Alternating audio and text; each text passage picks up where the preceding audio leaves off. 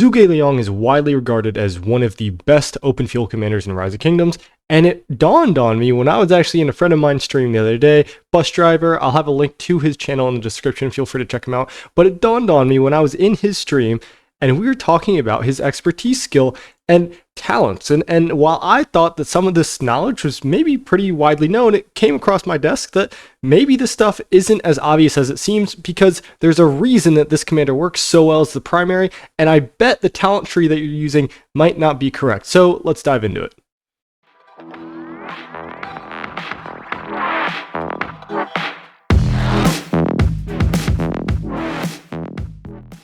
You guys know Zhuge Liang. I'm not going to spend 17 minutes reading out his active skills, but what I do want to go over is the wording of this expertise, okay? I'm not going to try to pronounce it, I'm just going to read it, okay?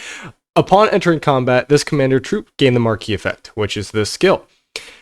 Increase the damage dealt by 10% for 15 seconds. Whenever they deal skill damage with either the Burning of Xingye, which is their active skill, or the marquee effect, their troops gain 30 rage.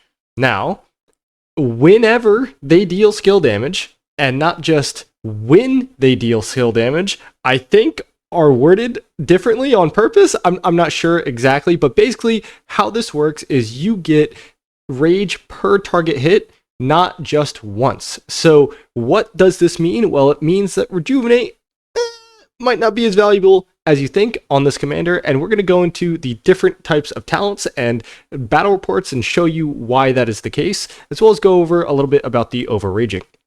Now, there is a lot of builds that are out there right now. We're going to go over the standard one that's being used currently. We're going to go over which one I think is actually best, and I will say the standard one with Feral Nature will still do very, very well. There is practicality in just getting as much rage as possible, even if you overrage.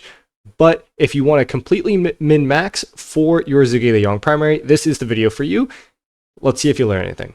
Now here we are, just Zhuge Liang primary with a Richard secondary, and you're going to see what I'm talking about when I say you get as many targets hit, which is up to 5. And you're going to see how much rage Zhuge Liang generates, and it's pretty insane. So let's wait a little bit, and I might even fast forward through this part because it's kind of boring, and actually get to the data itself. All right, and we've wrapped up. Obviously, that was 4 targets. You can hit up to 5 with Zhuge Liang's expertise, but I'm going to go ahead and show you how much rage you're generating with this active skill. So here we go. Our first turn that we fired off our active skill was turn 14. We didn't attack for some of these turns, so obviously rage generation was a little bit slow, but you're going to see down at this very bottom, the active skill, which was triggered, and the expertise got 120 rage on top of the normal rage that you generate from getting hit, from attacking, from, you know, the drums that are going off, the horns that are going off, all this stuff, right? So really, really, really insane. Now, I don't think we had the effect. Oh, we actually did. So funny enough, we had the marquee effect still active. I thought it might have fallen off because I ran away, but this hit 3 targets and we got another 90 rage. So why is this super important? Well, overraging is a thing, as we know from a very popularized rage video done by Wick Gaming. The max rage that you can generate in one turn is 220. You get about 86 per normal attack, and you get a variation of that number based on getting hit back. Obviously, you have more generation from talents and horns and all that good stuff. So, but all in all, it's very important that you try to not go above that 220 rage cap as often as possible. So, getting 90 from the skill is really insane. Now, what is a very common talent that a lot of people are running? Well, we're just going to go ahead and go into the talent tree here and explain it a little bit. So rejuvenate is actually a very, very common talent, but when you pair this with Zhuge Liang, this gets 1/4 of the value. Now, why is that? So with how the marquee effect works on Zhuge Liang, you will go into combat, use your active skill, hopefully hit 4 to 5 targets. You will generate 100 plus rage with that active skill, not including rejuvenate. So on that turn, rejuvenate does absolutely nothing. You will then fire off to your secondary commander's active skill, which will hit hopefully 3 targets. Now your rejuvenate again does nothing because you are likely overraging or getting very little value. Then you're going to go into your next skill cycle. Your active skill is going to go off again. Okay, so you're going to hit another 4 to 5 targets. Rejuvenate will do nothing, and then your secondary will fire off again, and you will not have the marquee effect. So now, for the first time in 4 skill cycles, Rejuvenate is finally doing something. Well, why would you take Rejuvenate, right? So are you catching my drift? So when we go into here, you're going to see that I've got some different builds. Now, a lot of people will run a build like this. I think this is pretty standard. You know, this point's kind of an outlier, this Naked Rage. I like to do damage. You could put this into, you know, 0.5% attack or 1 or 0.5% more normal damage, either or, not the biggest deal. But this is a pretty common build that is run by most Archer players. And I'm here to tell you that I think that this is incorrect for Zhuge Liang when you're using him as the primary. I actually run this build, and this looks really, really janky. Trust me, I know. No Rejuvenate kind of seems criminal, but basically you lose the Rejuvenate, which does 1/4 of its value, so really not doing anything.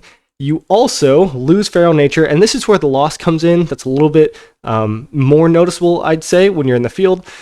But you're generating so much rage with this active skill that you're going to end up overraging with Feral Nature quite often, and the value just isn't quite there. And you actually get to go up, finish the top of the Archer tree, which is Whistling Arrows, which is the exact same thing as a Ring of Doom. You just cut it in half, right? So if a Ring of Doom is, let's say, an average of about 5% all damage, then this Whistling Arrows talent is about 2.5% all damage. Really, really strong.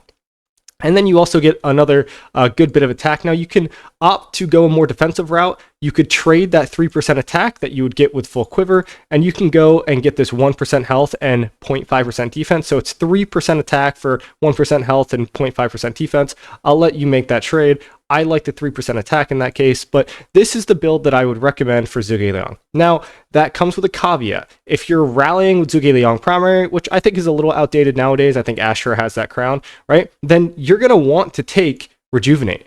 This build doesn't work if you're only getting 30 rage from this expertise, right? Then you will actually get value from Rejuvenate because you're only hitting one target, and now you're generating 90 rage instead of 30, which you would be generating without Rejuvenate. So I think that that's very important to understand, right? The more targets you're hitting in the field, aka open fielding with Zhuge Liang, the worse Rejuvenate is. Okay, so I just want to get that point across.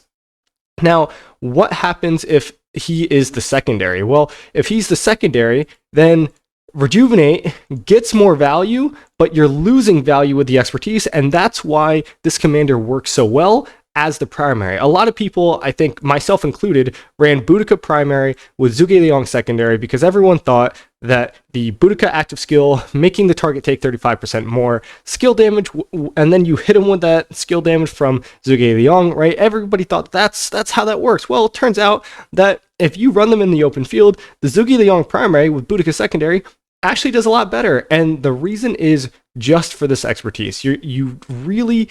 You want this guy as the primary because if he is firing off that skill that generates rage on his first turn and then his secondary turn with the secondary active skill, that's where Zhuge Liang shines. Now, I'm not telling you to go out there and start rallying with Zhuge Liang Asher. I think that Asher primary, Zhuge Liang secondary is better. Now, why is that? Well, you've got this omnipotent skill. You want to get all that damage on that Zhuge Liang active skill. You've also got different talents, right? You've got the rally talent tree. It's a little bit different. Now, this isn't the rally build. I'm not saying you should run this for rallying, but this is what I run for open field on Asher, right? So a lot of cases, right, people are running Herman primary, Zhuge Liang secondary. Well, there's a really good reason why Herman isn't actually better as the primary in that situation, and that is only because of Zhuge Liang's expertise. That's it. It's only because of the expertise, and also, I mean, you're liking the skill tree, so I guess that has something to do with it. And Herman maybe is a larger target, but what I'm saying is like the damage output is just crazy, and the rage gen is crazy when Zhuge Liang's active skill is able to get full value, and you're able to put those talent points into other places on the tree. I hope I made that very, very clear for you guys. I think it's really important for you guys to understand the intricacies of how these things work. And yes, I understand that the wording of this expertise is a little bit odd, and it, you know, you could easily gloss over the fact that you get 30 rage per target hit, not just 30 rage period, end of story. So I hope you learned something. Take this advice, do what you want with it. I'm not saying that you're going to trade poorly with the Feral Nature build, because let's be honest, you're not. You're going to trade really well. It's Zhuge Liang. He's awesome. I'm not saying he can't do well as a secondary. He's going to do awesome. But when you're thinking about the future investments in this game, as well as what you're really going to be wanting to look for as far as your pairings, well, you want that Zhuge Liang primary going forward in the future. So I hope you learned something, and I'll see you guys again in the next one. See ya.